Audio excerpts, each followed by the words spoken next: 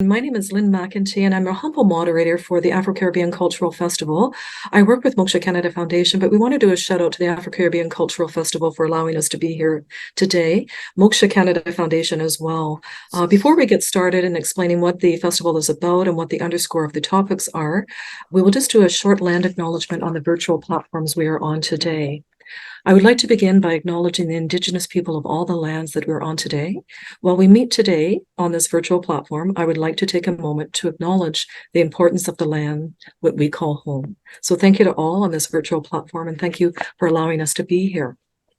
The Afro-Caribbean Cultural Festival, we are discussing diversity, inclusion, and equity.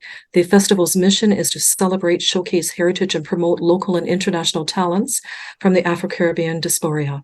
The Afro-Caribbean Cultural Festival is a step towards the elimination of discrimination, racism, and prejudice, with the priority for those targeted against Indigenous people, racialized women, and girls. Festivals such as these that are beneficial in promoting support, multiculturalism, and anti-racism initiatives. Again, we're underscoring diversity and inclusion and equity. We have amazing guest panels.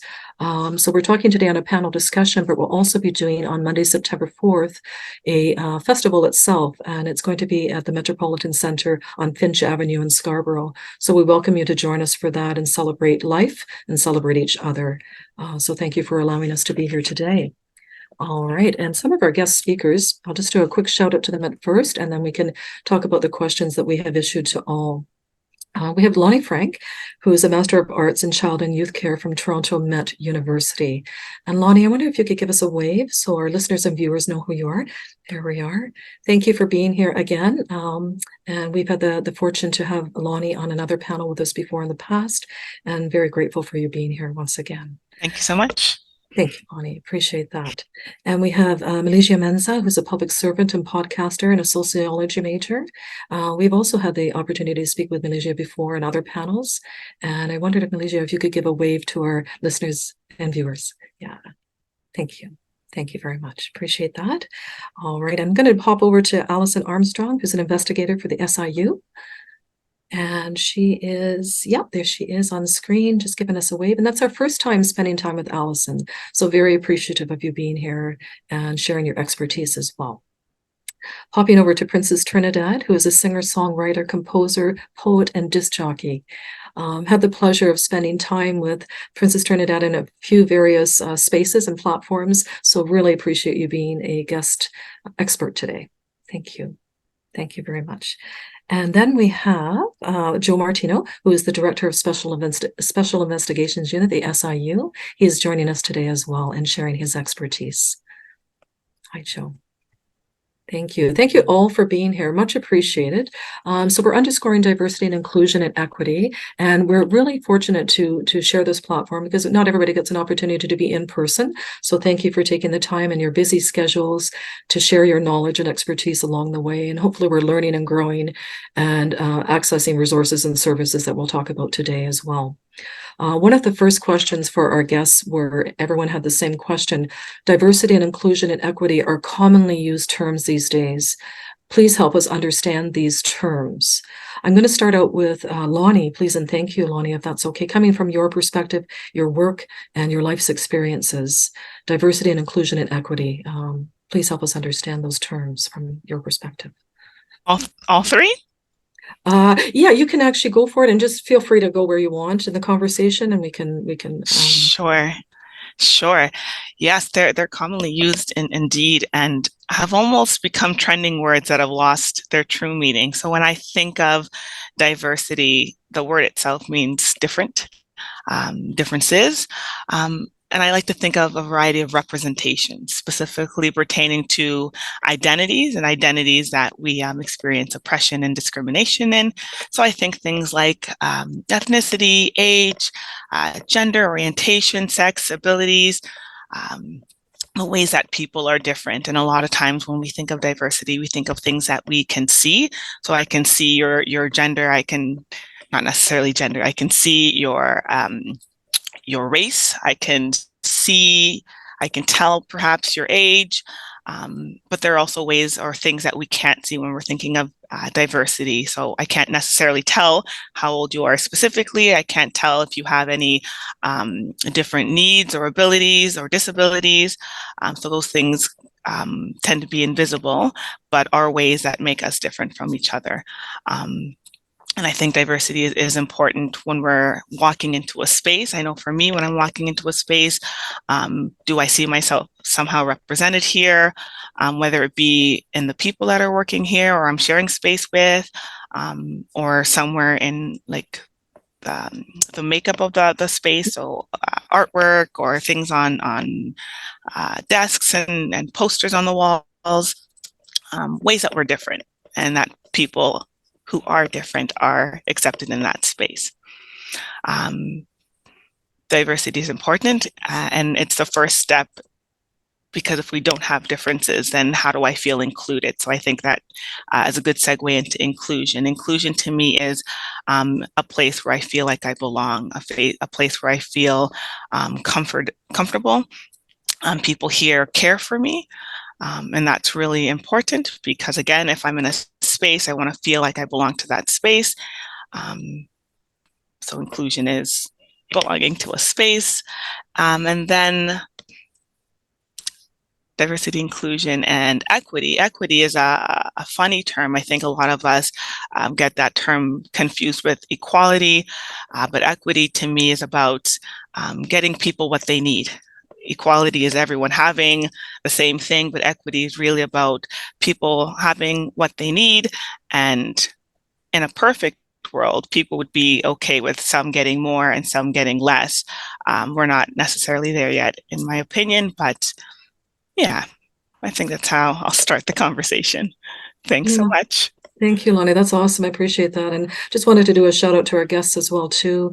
We have Tala and Rakesh, who are being a part of the conversation today as guest attendees. We have been fortunate to share their expertise in other areas and different platforms that we have had. So thank you for being here before we move on to our second guest speaker. Thank you both. Thank you. Thank you. Appreciate that. Okay, we have Vidi as well, who's operating controls for us, Moksha Canada Foundation, and Vidi has been a part of other platforms as well. Thank you, Vidi. Appreciate that. Okay, and we're moving on. Actually, if we could go to Melizia, if that's okay, please and thank you. And Melizia, same thing. What your thoughts are on diversity and inclusion and equity, please and thank you. I think she answered everything pretty well, but with diversity, I would the same thing. It's a variety of range of different identities, backgrounds, perspectives with a group or society. It encompasses like factors such as race, ethnicity, gender, age, sexual orientation, social economic status, and the list can go on. I do feel like embracing diversity means recognizing and valuing these differences and promoting an inclusive environment where everybody else feels welcome and respected. That's how I feel about diversity. Inclusion to me is the practice of actively involving all and valuing all individuals, regardless of their differences. It involves creating a sense of belonging where everyone's contributions are heard, appreciated, and taken into account. Inclusion ensures that diverse voices are not only present, but also have an equal opportunity to participate and thrive at the same time. Equity for me goes even further, a step further by acknowledging that not everyone starts from the same place, and it aims to ensure fairness and justice in the distribution of resources, opportunities, and outcome. It recognizes that some individuals or groups may require additional support or accommodation to overcome systematic barriers and achieve equality. I feel like with us, for embracing diversity and fostering inclusion and striving for equity, we can create like a more harmonious and fair society where everyone will feel valued and have equal access to opportunities. That's just right. No, thank you very much. Much appreciated. And Princess Trinidad, we'll pop over to you if that's okay, please and thank you. Same thing, from your life's experiences and from your perspective, if you wanted to add into the conversation as well. Yes, and I greet everyone on the panel.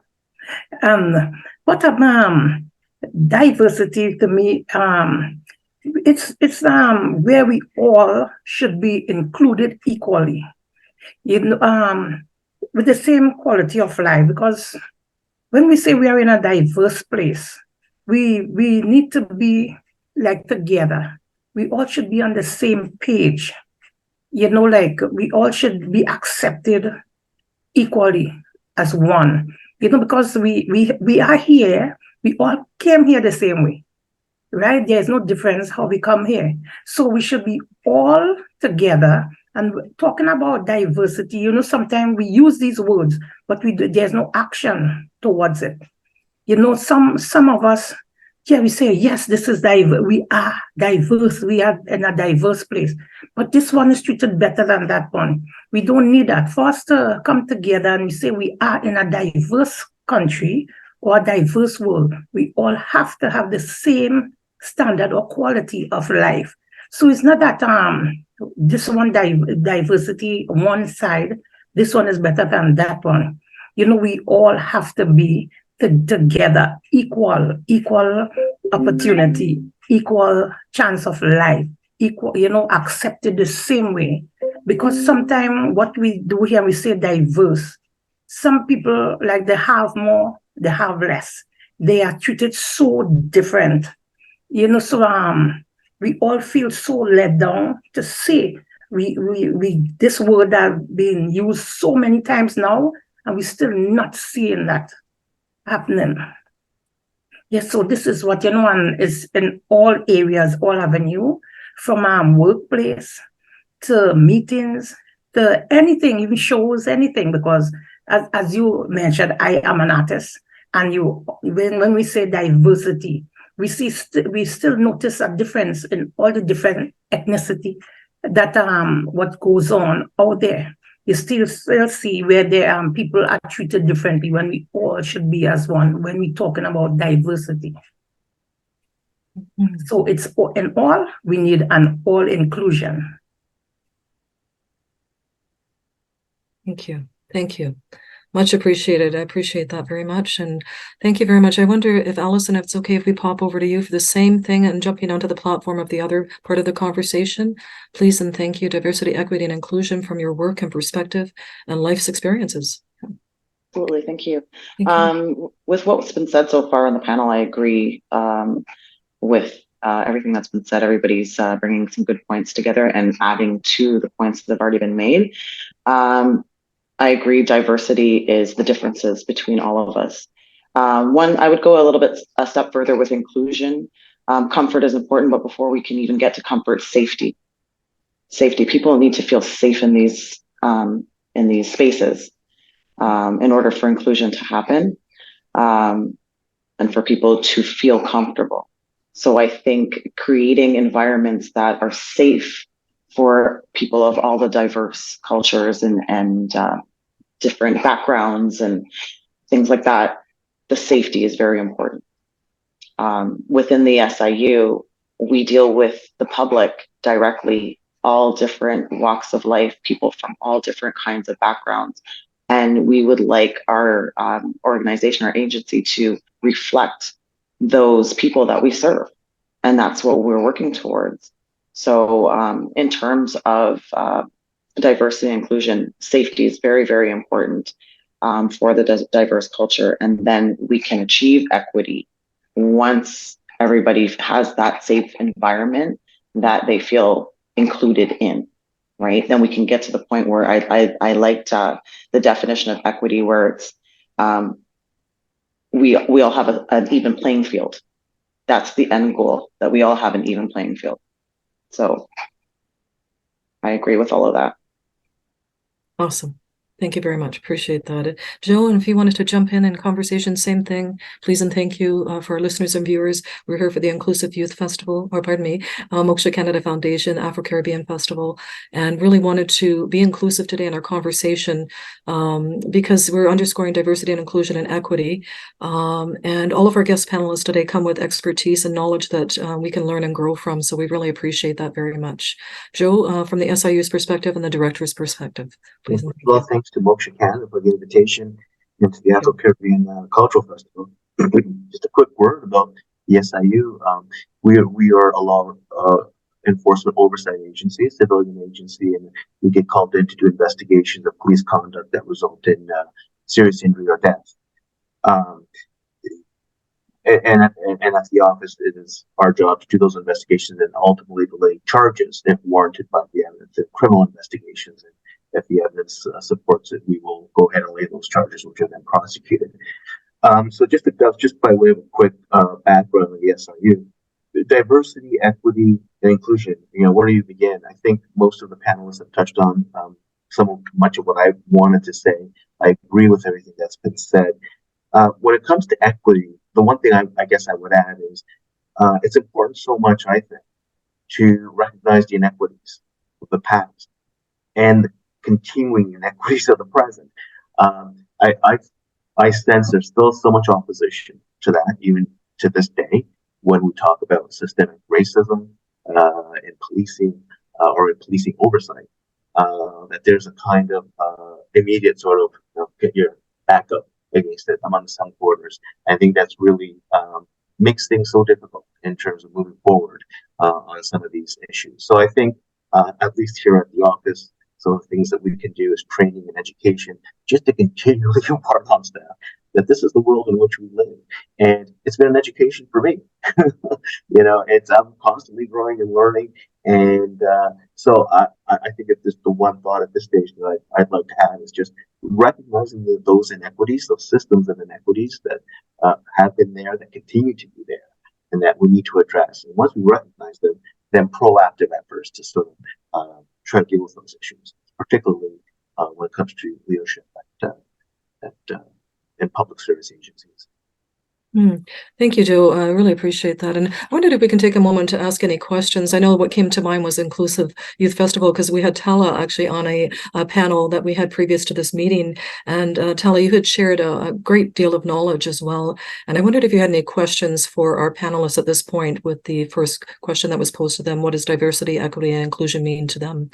Any questions at this point?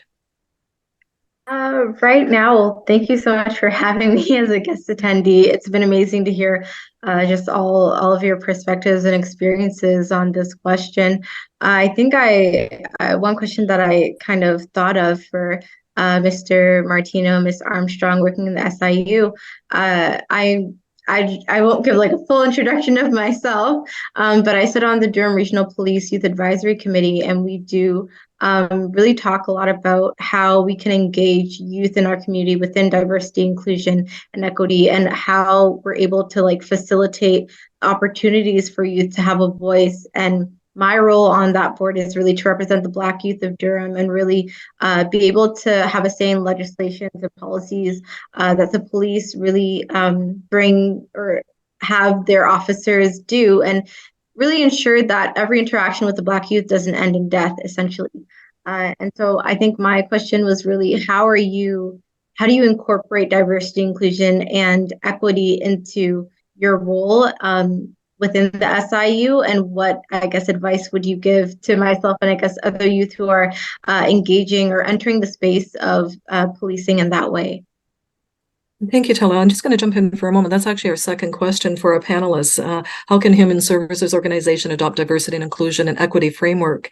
What are some of the best practices in this area? So back to you folks from the SIU, and then we'll carry on to the rest of our panel. Who would like to take it first, Alison or Joe? Alison. I'll let Joe go ahead. I'm happy to start us off, and thank you for that question. And just with a focus on youth, I find their voice is incredibly underserved and underrepresented. When we talk about policing, for example, policing oversight issues, and I can tell you that we deal with a lot of encounters in our work between policing and youth that haven't quite gone the way perhaps that they could have gone to avoid a serious safety like that. So one of the things that we've tried to do, Tala, is bring representatives of the youth community onto what we have at the SIU we call our Directors Resource Committee. It's an effort by our office to sort of reach out to the communities that we serve, to meet with them, representatives of those communities on a fairly regular basis, and to simply hear from them as to what they see as the issues, as to the work of the office, giving them updates and listening to them. And it's just incredible how much you learn actually sitting at those meetings and how humble you become very quickly, hearing about some of those experiences. So I think it's giving a voice to youth and trying to listen to what they have to say. And so that's just one example of what we've done at the office, then what I think can be done is making sure they have that voice at the table, and that they are heard. Thank you. And Alison, jumping over to you, please, and thank you. We also we do have a diversity, equity, inclusion, and employee experience committee, which within the SIU, which I am actually part of as well. We have a lot of discussion. We meet regularly, and we have a lot of discussions about outreach and diversity within the unit and how we can attract and recruit more diversity within our unit so that the people that are serving the public that we are serving are representative of that public, right? So people can relate to the people that they're directly dealing with. One of the other things that we do too, we have a data collection where we're collecting information about identity, ethnic origin, race, religion under the Anti-Racism Act, so that we can identify and monitor systemic racial disparities within the organization. So we have different things in place. And we're working on doing more things. We're constantly evolving with the changing times, right? With everything that's going on, you can't just stick to one thing. You have to constantly look at things and constantly revamp and see what's working, what's not working, what can we do better. So we're constantly working on things like that because we want to gain that public trust. That's very, very important to us, because without the public, what are we doing? Mm-hmm. Tella, that was something that you had touched on before in a previous conversation, was just that constantly evolving and changing and, reframing things, as we go. So thank you very much, Alison. Really appreciate that. And Joe, we're going to jump over to Princess Trinidad at the top of my screen there. Wondered if you could perhaps address the same, and from your perspective, human services organization adopt diversity and inclusion and equity framework, and maybe some best practices if you wanted to comment at all. Yes, what happened is that sometimes we still don't see one another as equal, and we lost respect for one another due to ethnicity. Now, a question I would like to ask is that that's for the SIU. Do you think why more? Because these things are being also on morality. Do you think that some things are due to how, in this time with the youths now, I'm going into the youth, how they are being treated from home to outside? Because when I was growing up as a young girl, we always learned that charity begins at home and ends abroad.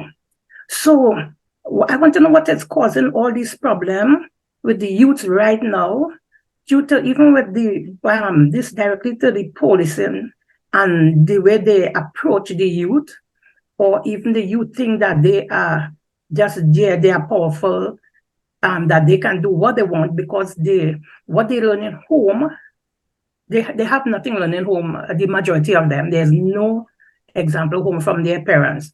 So they go out there, and we are in a world now where everyone is working, so we don't even have, we in our time growing up, we had our grandparents, even though our parents go out.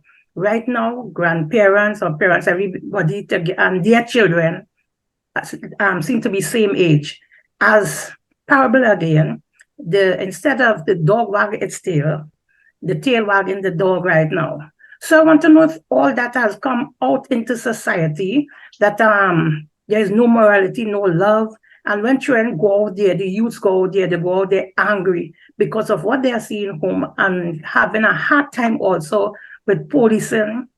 And on the other hand, still, when we observe things with policing, some are still treated differently than others when they're all doing the same thing. So there are lots of things in this question here with the framework of diversity and the way youths are being treated. Now and again, we know some things start from home because there are no example home and they're taking it out there. And some now, when they go to school or meet their peers, instead that they lead, they follow. So, I would like someone to answer, to come into what I'm saying here. What do you think has made morality broken down so much at this time? That's a grand question. I appreciate that, and I know that Lonnie's thinking here in the background because she's working with youth, and I wondered who would like to address that question right away, whether it be Joe or Alison or Lonnie. Just let us know, and we'll lead the conversation from there. Yeah. Do you want to go for this, Lonnie? Yeah, just from your perspective. Oh, go ahead. Yeah. Alison and then Lonnie. Yeah. Thank you. I just want to say I agree with Princess Trinidad with there's a lot that's been taken out of the home. Some of it is the fact that everybody's working now. The parents don't have the time that they did when we were growing up or the previous generation was growing up. And some of it too is a lot of rights are being taken away from parents to be able to discipline their children and guide their children the way they want to, or the way that they feel that they need to, especially culturally. Right. So a lot of rights are being taken out of the home and the parents don't have a lot of say, and the children know this and they use it to their advantage too. Right. In a lot of cases. So I wanted to touch on that particular part of it. If there's anyone else that wants to discuss that. I would only add from the SA's perspective that it's obviously such an important question. It's a challenge here at the SIU because you raise the issue of morality and some of these socioeconomic factors that maybe play into set of circumstances that culminates in a police-citizen interaction. And we're cognizant of those socioeconomic factors, but at the end of the day, the job of our office is to very narrowly focus on the interaction and apply the criminal law, which can be a very narrow, blunt instrument. And so in some ways, it's very difficult to sort of weave your way through all these, what you know are complicated, complex socioeconomic issues that have worked themselves to sort of culminate in this incident. But we don't really take heed so much of those factors, for instance, Trinidad. And it's a little frustrating because the community is saying, well, what about these broader factors? Now, the other thing I would say is, some of what we see, and it's not me saying, and it's what reports have said and commissions of inquiry have said when we talk about racial profile as an issue in policing. And it wasn't that long ago, there was the debate about carding and how racial profiling figures there, and the youth are often very much implicated in some of those issues. So that's a policing issue. You were coming at it from the sort of the complainant, but when we're talking about racial profiling, that's a policing issue. It's one that they've tried to take on and they are working on, but it's a policing issue. And at the SIU, that is something that we do need to be cognizant of, because that's an improper factor, and it could play itself out in the legal analysis of an interaction. So that's more looking at it from the policing point of view. When we get into it, like was there some racism at play here? Is this a systemic racist sort of manifestation? Is it carding? Is it racial profiling? These issues we can, but moving beyond that to some of what you've touched on and Alison has touched on is sometimes a bit beyond the purview of what we do, and it can be very frustrating. Mm-hmm. Absolutely. And Loni, you're working in the education field, so I wondered if that's a good segue into that conversation. For sure. Thank you.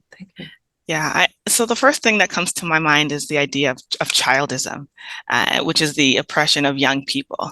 And I question whether or not young people, the majority of young people are going out and doing criminal activity. And I don't think that's the case. I think young people are vibrant. I have a bias, which may or not be obvious, but I believe young people are change makers. They are trailblazers. They want to see good things happen in the world. And then what happens is they grow up and they enter into the education system, and creativity is lost, and excitement for life is lost because of the way that the education system works. And so when I think of the way that we as a society treat young people, it is quite poor. And children internalize that. They internalize that we don't have a voice, that we are to be seen and not heard, and that what we do have to say doesn't matter and no one's going to listen anyways. And then I say we, I'm not a youth anymore, but they get bored and they go out, and the idea is, oh, they're going to cause trouble. And then it's that self-fulfilling prophecy. Well, if you think I'm going to cause trouble, well, then I'm going to cause trouble. And then when we think about racism and how that works out there, yes, I agree that it is a policing issue. And to answer the question, how can human services adopt diversity, inclusion, and equity framework? I think it's an unpopular opinion that I have here, but it is without a doubt a systemic and institutional issue. Racism, without a doubt, is. But what we have to recognize is that it is also a micro problem, because we look at policing as an institution, and there are good police officers out there, and then there are some that are not. And sometimes there are many that are not when you look at that diversity of the policing institution, who are the police out there. And so what we're asking, I think many organizations are trying to adopt this diversity, equity, and inclusion, but it is a big ask, and we need buy-in. We need buy-in from the individuals on the ground. When we think of frontline workers, because you can have a wonderful policy in place. And so I'm thinking from a school board policy, we have wonderful policies in place, and you get buy-in from the principals, and the principals see students occasionally. But if I have a teacher who hasn't bought in, I'm going to have a student who has a really negative experience in the classroom. Whereas another classroom down the hall where the teacher has bought in, then they have a very different experience. So I think many organizations are trying, they have diversity. And then to go back to Alison's point, safety. If you get diverse people into your organization and they don't feel safe, then they leave. I don't have a teacher who looks like me anymore, because when they were there, they weren't treated well. They were invited to the staff meetings, but they weren't treated well at the staff meeting, and so they leave. I have teachers that come in and they are not treated well, and so they leave. Then you have the people who are here with the wonderful policies that exist, and if I don't feel like this is something that I buy into, well, then it impacts the way that I practice, whether I'm a teacher, whether I'm a police officer, whether I'm a grocery store clerk, it doesn't really matter. And so we need to have some pretty difficult conversations, because we do have a lot of diversity, equity, inclusion trainings out there, but I feel like sometimes they're doing more harm than they are doing good, because we talk about all the issues, but we're not getting, but then what ends up happening is people get offended. You call a police out. I don't like the term calling people out, which is what they're saying to do, call racism out. But if you call someone out, if you push against anyone, they're going to push back. And from a trauma perspective, if I'm feeling attacked or someone's coming for me, then I can't think clearly about what to do. And that's when we run into lots of different problems, because the actions or the responses are reactive versus responsive thinking, right? And that's where we come into some trouble. But I think the next part of my answer is the next question. I think we're trying, but there is a very critical piece that is missing, and that is where people feel offended. Nobody wants to be called homophobic, sexist, racist. These are things that elicit great feelings. And if we have high emotions, then we don't have cognitive ability to think about the right thing to do. And we just act from a place of usually of hurt and non-thinking. And that's where bad things tend to happen. That's my part. Thank you. Thank you very much. Much appreciated. Melizia, I wondered if you'd like to jump into this part of the conversation. Again, same question for you, but adding on to the conversation that was before us just now. Yeah. Thank you. Sorry. Yeah, I listened to everything that everyone was saying. It does make sense. I think also in regards to what human services could do is, we have to understand that not every organization is the same, and we can't follow the same diversity guidelines or practices for each organization. And it has to be more catered to what works for SIU can work for SIU, what would work maybe for social services, maybe a little bit different. We really have to focus on that also, especially even diversity issues dealing with the youth. That could be a different way of how we, have different practices.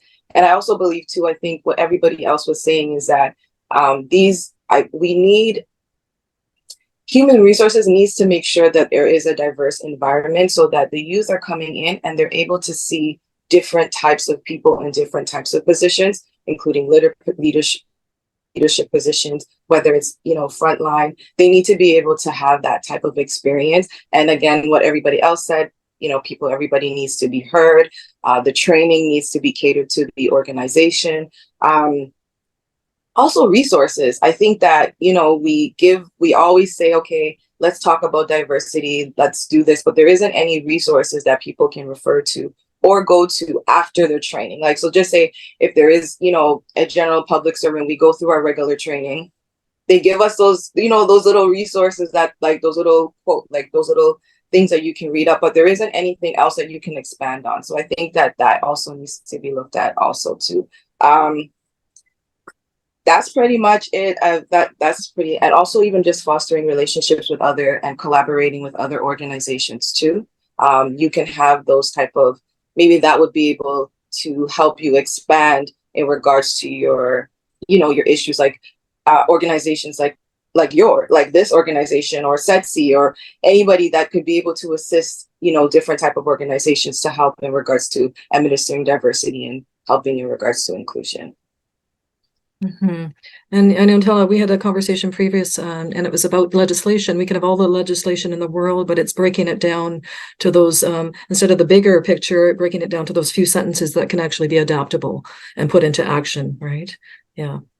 So any questions at this point to, we have one here from Sunil Channon, who is Executive Director of Moksha Canada Foundation. And thank you to you for allowing us to be here today. Thank you. Hello, everyone. I'm sorry I'm late. As usual, Lynne knows.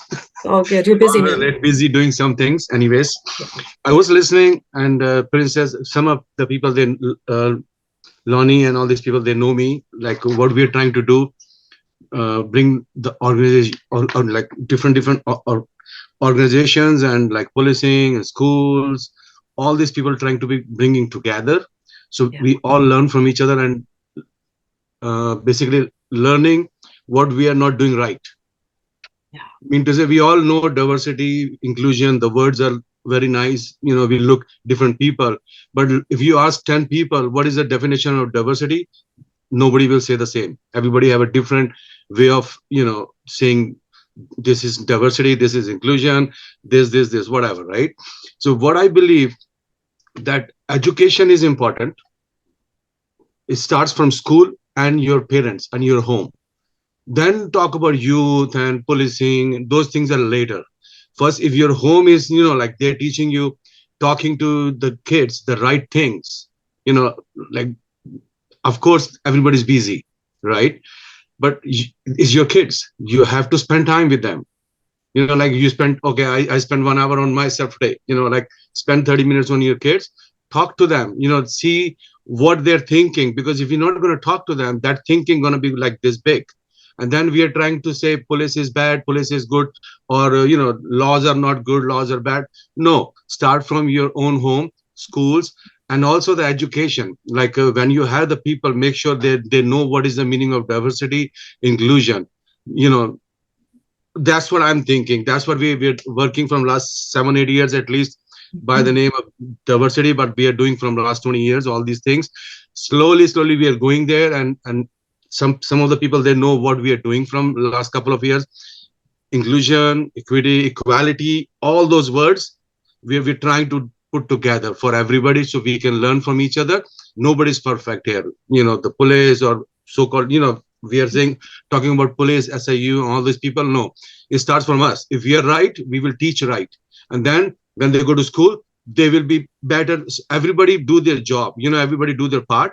Then police don't have to worry about it, and police have to be more education. Like I think sorry, I'm saying too much, I guess. No, it's all good. Yeah. Like, we cannot blame, okay, teacher, school is not good, laws are not good, this teacher is racist. No, like, first, if we are right, as long as we're teaching our kids, because that's our future. You know, we fight whatever we did for last 30, 40, 50 years, that's done. Next 30, 40 years, what is the future? So the kids, the youth, right? So it starts from us. You know, in the home, teacher is teaching something good, home, they don't care, that everything goes bad. So small, you know, holes, no good. Like, we supposed to, everybody's do their job, then see the result. You know, that's how I think, that's how it should be working. Thank you, guys.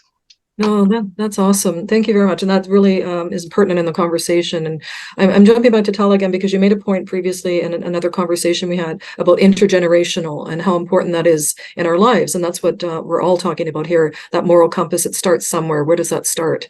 I wonder, Tala, if you have a moment to jump in conversation and maybe add in or ask a question of our panelists here today regarding what we had discussed previously, but also what's happening on the platform right here, right now. Well, first of all, that was an amazing discussion to listen to. Everyone had like such phenomenal like insight, and I did talk about intergenerational communication, because I think it's so important that we as youth still get insight from past generations. What I find is that we are still fighting right now, youth problems and issues our parents and grandparents were fighting, but they have since changed form because the landscape is so different now. And I think that it's so important that we take the knowledge that they have from the battles that they fought and the lessons and really apply it to what's going on right now. I think all of that is really valuable and enriching.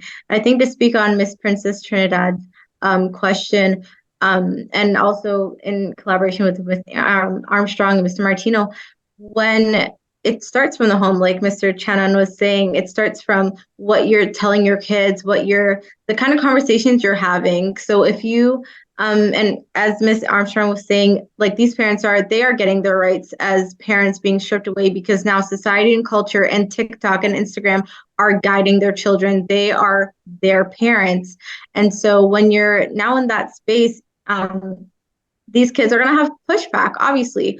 These parents aren't understanding what's going on, and these kids are feeling like, oh, you don't respect me, you don't hear me, you don't see me. That's fine. I'm going to make you see me. I'm going to make you hear me. And so you go out, not to say that every youth is like that. You go out and you make that known, and maybe you get into some criminal issues. And that's like one aspect as to why we're seeing so many youth in that position. I know, like from the DRPS perspective, we try and have like a framework where if we see this happening with youth in like a repetitive way, it becomes a pattern. We put them, I can't remember right now off the top of my head what the process is called, but we kind of intervene in the home, because that's where it starts. We know that it's a reactive response. It's not a responsive response, right? So they're constantly coming back at, oh, you don't like me, you don't see me, you're not letting me do what I want to do. And parents are thinking, I'm in a difficult position because we are now in a society, in a landscape where TikTok is telling you what to do, Instagram is telling you what to do, your friends, like pop culture is telling you what to do, but you don't see the kind of value and the enrichment that I'm trying to instill in your life, because it's not really a priority for them. I think that when you're a youth right now, priority is fitting in, it's feeling inclusive, and they don't see that in their home. They're not going to see that out there, and they're going to end up in these situations. So I think that's kind of my contribution to the conversation. But I think that this right here is like a phenomenal space that we can have that conversation. It's important that we make sure that our youth understand that you do have a space, you do have a place in this conversation, and you need to be willing to have an openness of mind to take in what past generations are telling you, and understand that just because you want things to be a certain way doesn't mean it is the right way. You need to respond and not react. Perfect. Thank you so much. Thank you. Vidi, did you have any questions at this point for our panelists? No, I don't have any question for right now. But if I have, I definitely go for that. Okay, thank you, Beatty. Appreciate that. Thank you so much for being with us today. Really appreciate this very much. Afro-Caribbean Cultural Festival of Moksha Canada Foundation. We have amazing panelists today, learning and growing together along the way in a very safe and open space. So thank you very, very much for the conversation. Our next question for our panelists, a little bit more complex in terms of the country, I guess. How successful are we as a country in adopting and implementing anti-racism and anti-discrimination framework at various levels? And you can address it from any way you wish, and we'll go from there. And I'm going to go back to Princess Trinidad, please and thank you, and then we'll go from there. Yes, well, again, I'm not seeing too much success, and still staying on the topic, even with talking about the social media, right? And then I'll go into the success with the country. With social media, yes, we blame social media, but we still have to blame the parents. Because, as again, rightfully, you make your child and you have to know how to bring up your child. Right? So sometimes we blame everybody else when we don't blame ourselves. Right? So, as again, there are parents who don't care. They're not spending time with their children, so they're looking elsewhere for someone to spend time with them. So they even the way some parents speak to their kids, using all kind of foul language, they're not showing their kids love. We talk about discrimination and diversity and everything. It's happened also in the home, because there are parents who choose. They may have 2 kids, 3 kids. One they like more than one. They treat one differently. They don't know, they don't treat them equally. So the problem begins from home. Then when the kids go to school, they expect the teacher to be parent. If you are not parent home, how could a teacher be parent to your kids out there? Because there's no love home. And they're going out there looking for love from the teacher, also friends. So this is where everything come in a nutshell, why society has become like this. Now we're saying about the country. Yes, there are too many rules where you make your child and you cannot scold your child, in the sense like even speaking to them in a certain way to guide them where they're going to school. Now, some kids even lie on their parents. I know that because I know someone, like one of my family had experience with that. And the kid lied on the parents and ended up in foster home. Mm-hmm. And when he reached at the foster home, then he see what foster home is like, and he tried to come back out. I was one of the person who had to get him back out, but he definitely had to say sorry because he was lying on the parents, right? Now, still with all that, one parent strict, which is the dad, very strict, but the mom gave him his way that he could look at anything, any kind of, as a child looking at certain movies. When the father is home, that could not happen. So all this is a very long, wide topic, right, on what's going on. Now, so when you leave home with your mind corrupted, you're going out there, doing the same, making the same mischief. So no matter where you go, there will be a problem. Now with the success with the country, what they do now, stigmatizing difference with the elite. They have some and they have not. That is a problem we have out here also. And being with the anti-racism and these things, right? So we show that some are better than some, right? So the country cannot be successful if we don't show equal opportunity. It's based on love, true love. There's no love anymore. Even from the church, we used to bring up children in church. Now they don't have time with that anymore, because even going to church, some of the leaders, what they're teaching now, who pastor or who leader smarter than who, what they can get from you instead of what they can teach you, right? So there's not even guide. There's no guide in the home. There's no even guide in the church, and no guidance, not even from your neighbor anymore, because the place has become so aggressive that people are afraid even to tell their own family about their kids because they could turn back on you, right? So the greatest thing here, inside there, no success, no love, no one don't care. People don't really care. Few people care, but where we need from the top. There's nothing you're seeing from the top. There are no leaders. Who to look to? So there are lots of things that morality break down so much in society, here and throughout the world, that we don't know when success will come or if it will ever come in our lifetime anymore. Thank you. Thank you. Melizia, jumping into the conversation, same topic, same question, and branch out where you may. Yeah. Yes, I just wanted to go back to what was stated in regards to parents. I think we have to also understand that we're all human.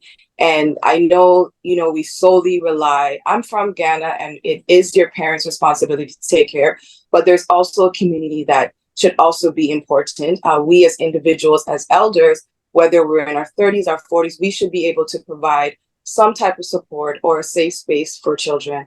I've had a lot of young people come to me if they're having problems with their parents, if they have questions. So I do believe it's solely your parents, but I also believe that we have to stop looking at it as an individual and start looking as more of a community, and for us to be able to assist with everybody, right? Back to Canada, I feel like some progress has been made. However, there is we have to recognize that there is still a lot of work that needs to be done. However, on all various levels, the city, the province, the federal government, they have been implementing anti-racism program, like anti-racism acts. They have been implementing it in their organizations. I also feel like, there's the human rights associate. I've known so many people who have had issues and they have used the human rights and they have been very helpful. They have been able to assist them with them. So I do believe that, this Canada is slowly implementing, and I feel like now they are working with different organizations. They are taking input from other organizations, and they're also providing funding. So maybe 20 years from now, 30 years from now, we will see something different within Canada. But I do believe that we have to enforce community. Put the unity back in community, right? Yeah, for sure. I love that. So I'm going to go over to Joe and then to Alison, and then we'll just bridge over to Loni and go from there. Thank you. So in terms of the question, of course, it's such a broad question. Let me speak my own particular experience. For sure. We'll sort of echo what Melizia said, that I think there has been some progress. When we talk about oversight of the police, I think Canada can be relatively proud of the work it's done in this field. I know that Ontario is one of the first jurisdictions in the world to adopt an SIU, an oversight model. It's sort of a non-police civilian agency that will conduct these investigations.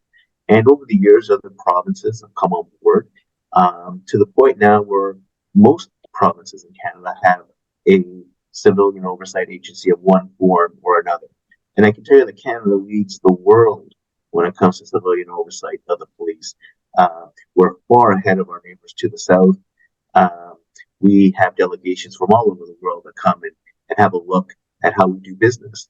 And some other jurisdictions have, in fact, adopted some of our practices. When I think of England and Wales and the Independent Police, the Complaints Commission they have there. So that's a bit of a success story. We're not perfect. We have a long way to go. But it really and why do we have an SIU? We have an SIU because of the activism, very clearly, of the Black community in the 1970s and the 1980s. This place wouldn't exist if it wasn't for that activism and that protest movement back in the 1980s that gave rise to our office in 1990. So that's a bit of a success story. As I said, long way to go. But I think Canada sort of leads the way in oversight. But obviously, again, speaking in terms of sort of the criminal justice system, we obviously still got a long ways to go. We know that there's still a disproportionate amount of force that is used on members of the Black community, Indigenous persons, and that's. We've done that study. We know that is the case. So we have a lot more work to do and policing oversight as well to ensure that we continue to redress some of those issues. So those are the comments that I would offer on that question. Thank you, Joe. I'm bridging into Alison, your colleague, in conversation. Thank you, Alison. Thank you. In terms of Canada, I think that we're taking steps in the right direction. A lot of anti-racism and anti-discrimination policies have been put in place, different levels of government. But like everyone says, there is a lot of work to do. There's a lot of training that can be done. There's a lot of, like it was discussed before, agencies and organizations can put together these policies, but it's up to the people in those agencies and organizations to have the mindset to be able to make these changes. You have to be able to identify these things. We need to have these uncomfortable conversations. There's still so much learning. There's so much information that's been hidden from us that's still coming to light, right? And in order for us to fully understand how to deal with different types of people in diverse communities, we have to understand where they're coming from. So more of this information needs to be uncovered. More of it needs to be taught. More of it needs to be learned. More of it needs to be understood, right? That's where I think we're at. And Canada, like I said, has a long, long way to go. Just to jump in, I have to say, and plead ignorance. We at the OPS, there's really been a drive to educate folks about the residential schools history in Canada, and I got to tell you, it was a real eye opener for me, learning about that history, which I was never taught in school. I really had no clue, and just learning about it, it's heart wrenching. It's incredibly tragic, but I think it's given us at the OPS a greater sensibility and sensitivity, so that when we deal with Indigenous peoples and communities, I'm looking at it with a whole new set of eyes. Mm-hmm. Anyway, just wanted to offer that experience from my own point of view. Just again, education. What Alison was saying, so vital. Yeah, and it's interesting. We immigrated here as well. So to make a long story short, for Canadian citizenship, for example, those would be things that would be knowledgeable and useful information to be part of, the entry point into Canadian citizenship, to understand that history, the history of Canada, moving forward, as an education piece for sure. Loni, enriching our conversation further. Yes. So many thoughts here. To backtrack to the intergenerational piece, there are more immigrants in Canada than there are Indigenous people to Canada. And so what they're bringing is their lived experience. And a lot of them rather, from a parental point of view, need to be mindful of not parenting from fear, right? Because if lots of bad things happen back home and they come and they want to make sure, nothing happens to their kids here. And so they parent from this place of fear. And again, there's no clear thinking if you're thinking from a fear-based parenting style. So I wanted to say that piece too. Also, racism is a real thing and it exists. So I want to be mindful of when we say it starts at home. But if there's racism in your home and that is what you're teaching your children, then they will go out into the world and they will speak that rhetoric and they have no idea that that's what they're doing. Because there's this idea of what is true. My truth is my truth, your truth is your truth. And then we come together in this world where we have to coexist together. And so then it becomes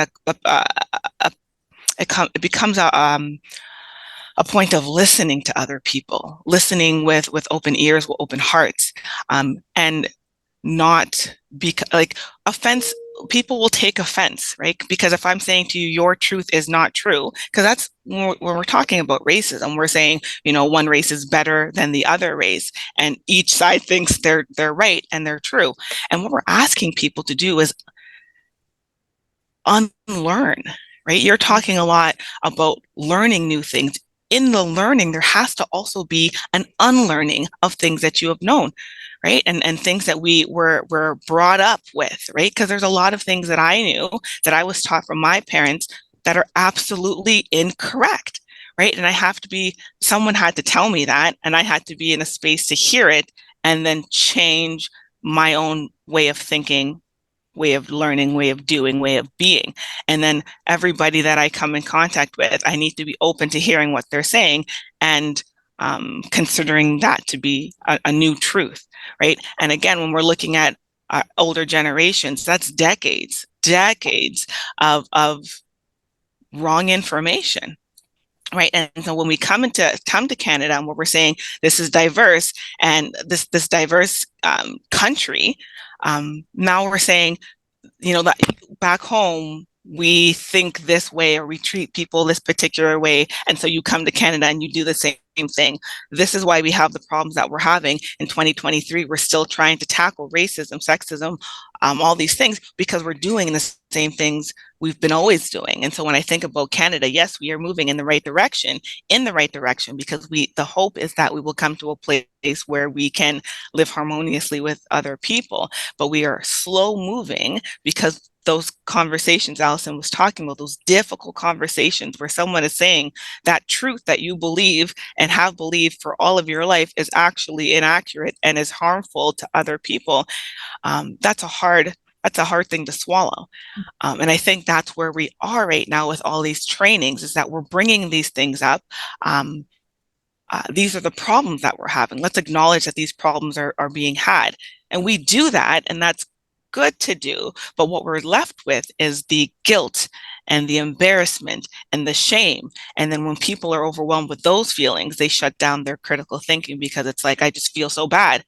And then there's no or little opportunity and little resources, as Melizia said, to what then? And what I said earlier, I think these diversity equity trainings can be problematic because now what we're saying is, microaggressions, be careful what you say. I don't want to say anything anymore because then someone's going to say that I'm racist. But what we need to do, I think, is get to a place where people aren't afraid to speak their truth, but be open to the chance or be open to the opportunity to, keep saying opportunity, speak your truth, but someone else might challenge that. And if you're challenged, it's not come into a conversation where we're going to talk about it. This is what it was like for you. This is what it's like for me. How do we coexist together in the same world? And I don't know that we're doing that. And I think that's where we do need a lot of training. And I think that's the response. But the training can't be what it has been. It has to be something completely different. And it includes those difficult conversations. What happens when I say this is racist behavior, and then you look at yourself and you're saying, yes, this is the behavior I'm doing. I feel bad. What do I then do? And the last thing I think I'll say is, I often talk a lot about feelings and how it impacts our thinking ability. And I think I lost my train of thought. The conversations will be hard, but we need to go there. When we are brought into a place where we feel bad about what's happening, we don't shut down the conversation. We push through it together, because on the other side of a difficult conversation is the community that we're all looking to have. And I'm not sure that lots of us are ready to have that or know how to go about doing that. Thanks. Thank you, Loni. The human connection, 100%. For sure. Any other comments at this time for this question here before we have a couple of more questions to go, but I wondered if we had any comments from Sunil or VD, Melizia. Tala. Melizia, you've wanted to I'm just going to add something. Sorry, I'm just going to add something that, every month I get at least 1 or 2 calls from youth because as per them, I'm their dad. Yeah. Some of like around 30-40 youth are there, and they're all different backgrounds. And whenever they have problems, they talk to me, or something they want to talk about, job or anything, girlfriends, everything, they talk to me instead of talking to their parents. And sometimes their parents call me hey, I see something. Can you talk to him? See, because he talked to you more. So that's the reason I was saying that the parents have to talk to their kids doesn't matter, he or she, they will not listen today, tomorrow, but one day they listen to you, but they don't implement right away. But in their mind, they're thinking whatever the parents tell them, but if you keep saying it, so that's the reason I was saying, the is important, because I once a month, like twice a month, Father's Day, my messages, like I can show, whenever we guys meet in person. Good morning, Pops. What are you doing? Any plans for this weekend? I'm coming this area. Let's go dinner, lunch. Like I say, okay, because they know when I go lunch, dinner, I pay. I'm not coming. So that's how I deal with these all youth, and because seniors also, like a lot of seniors, nobody lists, even their kids, grandkids. They're so lonely. Like we also run the program for the seniors also every Monday, Tuesday, and they said we wish you do every day, because that's the time they have a couple of hours in our studio with us, not virtual, like physically. They're so happy. They said we are so happy whole week. We don't even see anybody in the home. So this is, don't forget the seniors. If we are talking about youth, don't forget about the seniors. Everybody, simple. So that's why I was saying before, like I get upset sometimes when I talk like this, like because I see a lot of things, but I hear all these different background youth, girls, boys, doesn't matter, they all talk to me, and good morning, Pops. Like I say, okay, who are you? Oh, you're okay. Yeah. That's how I deal with them. So, go ahead. Sorry. Go Can I ahead. interject really quick? Mhm. And I think that it's good if we can find young people are looking for people that they can talk to, right? And so again, if we're thinking about this intergeneration, I can't go to my mom and talk to my mom about my issues as a young person now in a country that they didn't grow up in, right? So if our parents don't have that information, then that is where we see this parent-child conflict, because they want to go to their parents, but if their parents are going to say something that would be useful, in St. Vincent 1950, which is not useful or applicable to me here 2023 in Canada. So I think that's where we have a huge problem. So what we're looking for is who can we go to? And oftentimes it's our friends, it's our friends' parents, and it's our teachers. And so now they have this big responsibility, but then again, they have their policies, but if they're not buying into the policy, who knows what they're going to be telling them, all right? And it becomes personal bias, and that's where we run into problems and troubles. So the trainings that we should be having is, how do we make sure that we're all on the same page? Are we all on the same page? Because if we're pushing an agenda, because in education, there is a curriculum, and that's why they're trying to weave in all these different pieces, which is important. But if you don't buy in to the policy that is in place, we run the risk of perpetuating all sorts of isms. For sure. Just jumping into this conversation, there was a time in Canada and North America, actually in particular, they were offering drum corps, and drum corps was a training process for people their parents were busy, maybe they're immigrant families or families working 2, 3, and 4 jobs sometimes and not having time for their children. So drum corps was a place for them to go and have mentorship and have acceptance and intergenerational communication. Didn't have to pay a lot of money, sometimes no money at all. The fee was waived just for people to participate in community, and again putting that unity back in community. So speaking to resources and resourcefulness and finding these resources and seeking out resources and supporting resources is so very important in all of our conversation here today, because there has to be a responsibility to the richness of our communities, to value that and the need for resources and accessibility. So yeah, I just kind of wanted to put that in there. Tala, I think you were thinking of saying something about this conversation, and then we'll finish up with a couple of questions here for our panelists. We've been keeping you for a bit of time today. Tala, did you want to ask a question or jump into observation? I'm in awe of just everything that has been said, honestly. Right now I don't have a question. I just think to comment, yeah, there's still a lot of work that needs to be done in Canada in order to ensure that we are intentionally like having diversity, inclusion, and equity within all of our institutions. And I think that it's going to take a lot of work. It's going to take unlearning, like Miss Loni said. It's going to take being able to create your own. Sometimes you have to create your own village, right? To get the resources that you need in order to grow. And it's really, as Miss Princess Trinidad said, that you are. It's oh my goodness, I think I lost my train of thought. But it'll come back to me. But yeah, I really think that it's all those aspects coming together and understanding that there's so much more that we still need to unlearn and learn, and there's a landscape that we now need to navigate. And walking into spaces, looking to learn, not coming in as an expert and letting everybody feed into what you already know is really important, and having discretion, right? Everyone's opinion is important, but it's important to know that there are some that might be a detriment and some that might be enriching. And so that's really discretion in how you take that, and understanding that you don't need to take offense. I think personally, offense can be a choice in a lot of spaces. You can choose to be offended by a lot of things, and you can choose not to be offended. But if you come in looking to learn, it's hard to be offended because you don't have the experience that that person is coming from. You're just there to really get a better understanding of what they're going through so you can be a better support. And I think that that's a major step that Canada needs to consider and take in terms of really enacting these anti-racist legislations and laws, because it is everybody in those institutions that are accountable for making it or bringing it out in a more equitable way, right? So they come out with these laws and legislations and they say, hey, this is all equal, but it's not equitable. It's up to us to make it equitable for the public that we are trying to serve. Mm-hmm. Thank you. Thank you. Just looking around to see if there's any questions there.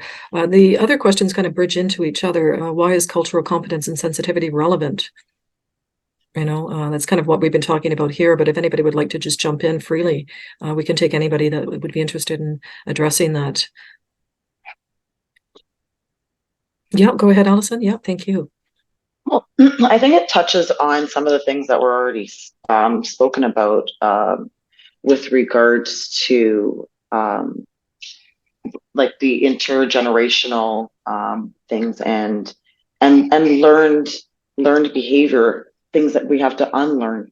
Because on one hand, there are people who have learned that different cultures are bad, per se, and because they're different, they're not as good or whatnot. On the other hand, there are people who come from systems of oppression, like it was mentioned, the majority of Canada, or a lot of, let's say, Ontario, even Toronto, the GTA, is made up of immigrants, right? And a lot of people come from systems of oppression and colonialism. A lot of people are not comfortable speaking up when things happen to them. A lot of the times it's because in the past they've seen other people speak up and it's not getting anywhere. Just like we're all saying, there's so much more work that needs to be done because people still aren't feeling safe. Comes back to the inclusivity. People aren't feeling safe enough to speak up, right? So one of the things that the education piece has to be ongoing, right? But it's very hard to change the mindset of someone who is systematically and systemically been set up to have this mindset generationally, right? So that's a very difficult piece right there in itself. But not only unlearning for the people who need to understand these diverse cultures, but the people from these diverse cultures and groups and backgrounds that need to unlearn what the mindset and the mental oppression that they've been subject to, right? They now have to be in a space where they feel safe enough to unlearn all of that.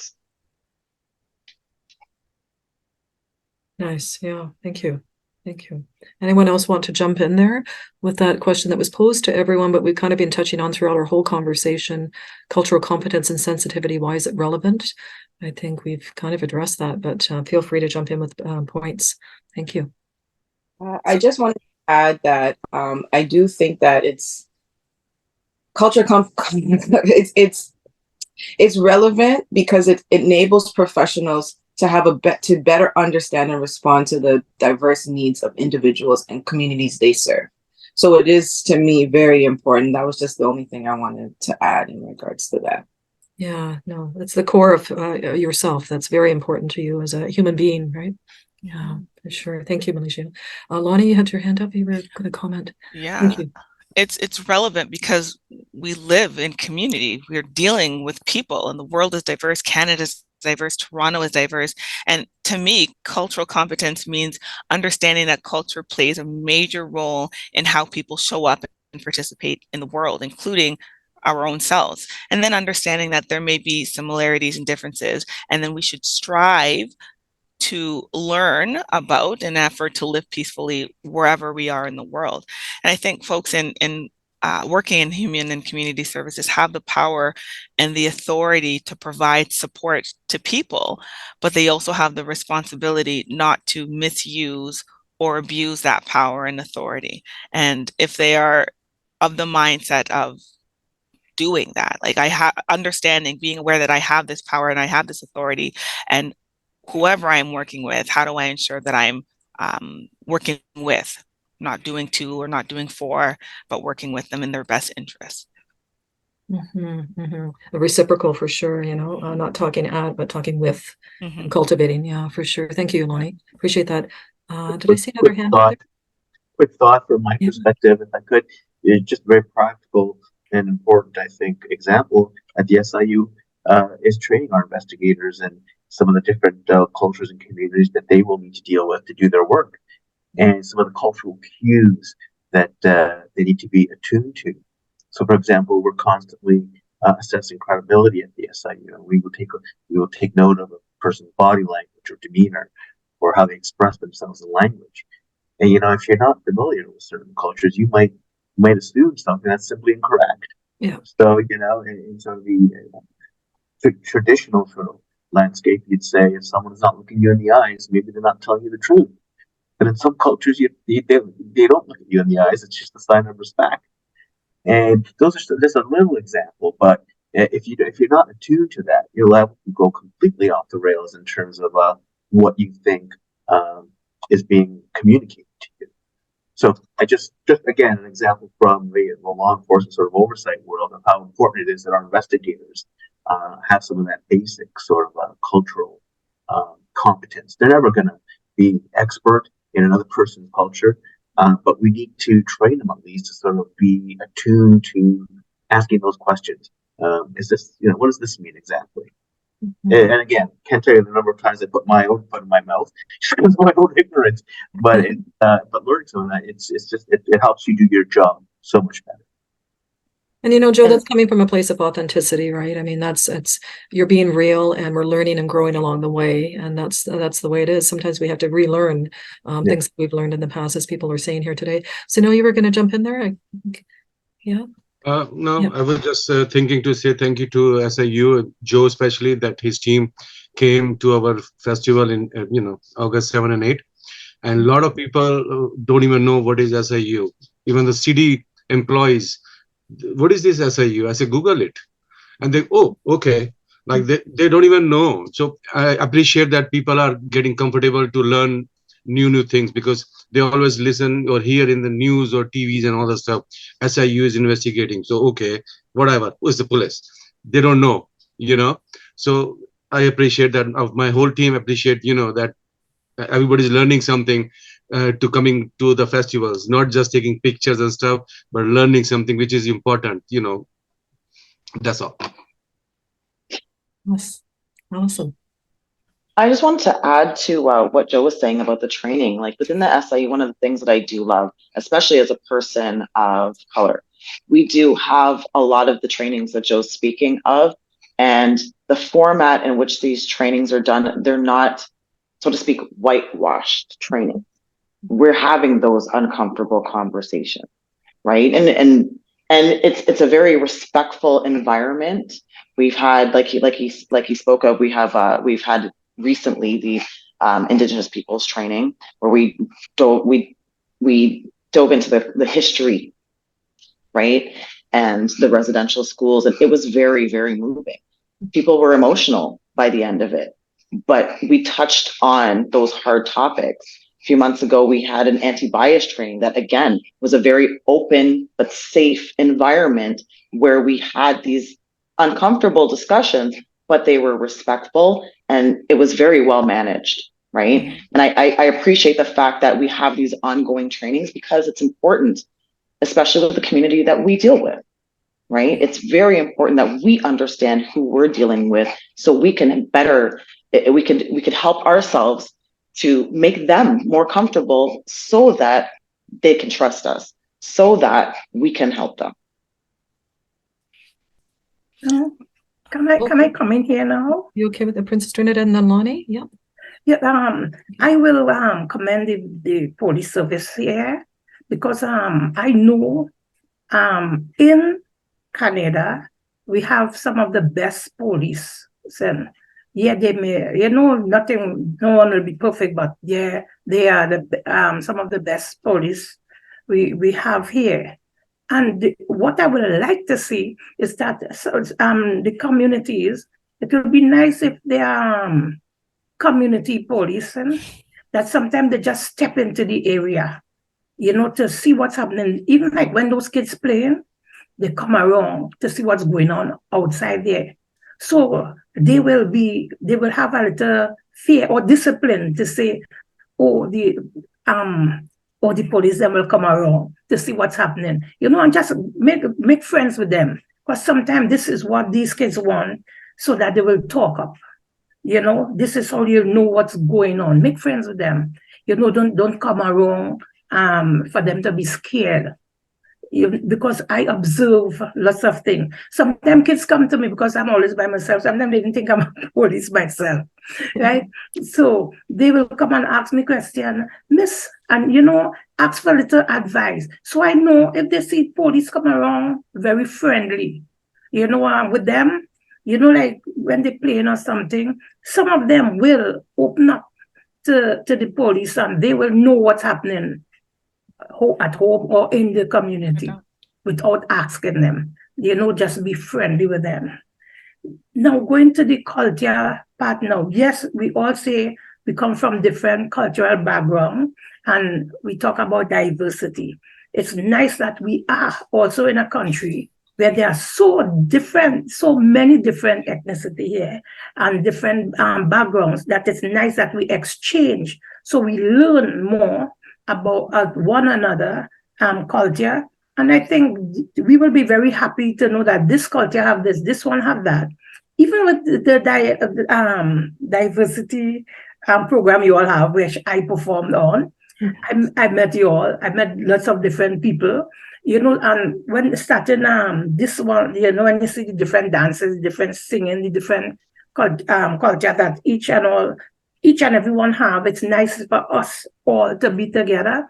So we all learn from one another culture. And I think things will be much better just by working together. What about food? No? Yeah, the food. I cook all kind of food, because I'm a mixture of all the race, right? I think Joe said something that was really great and gives me hope. He said that sometimes he puts his foot in his mouth. And I think there needs to be a safe or a brave space for people to do that, because if at least then it's on the table and we can navigate through it. But I think when people are afraid to say anything because we're afraid to offend someone, then we're just not having the conversation. The trainings will bring up feelings. And if I'm angry, I need to be able to express that anger. If I'm sad, I should be able to express that sadness. If I'm confused, I express that confusion.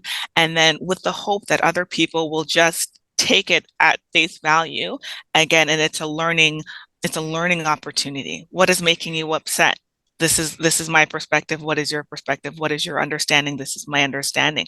But if people are afraid to say something because they're afraid they're going to offend or they're going to upset or they're going to make someone feel uncomfortable, that is where the conversation stops, and then we can't move forward.